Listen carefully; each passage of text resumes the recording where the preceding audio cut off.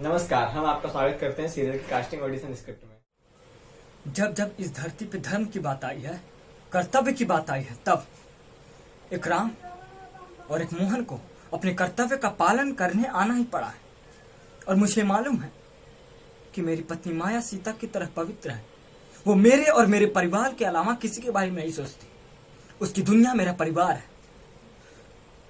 और उसने इस परिवार के लिए क्या क्या नहीं किया, कितनी परेशानियां उठाई हैं, कितने त्याग किए हैं, कितनी तपस्या की है।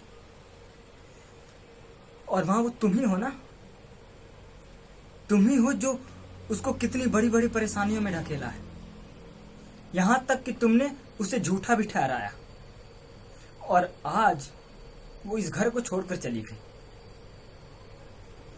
पता नहीं कहां गई होगी। और मुझे ये बात अच्छी तरह से मालूम है कि मेरी पत्नी गंगा की तरह पवित्र है।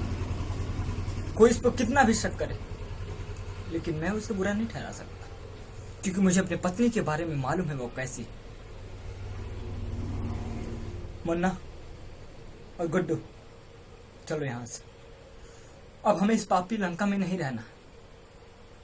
अब हम इस पापी लंका में एक पल भी नहीं ठहरेंगे,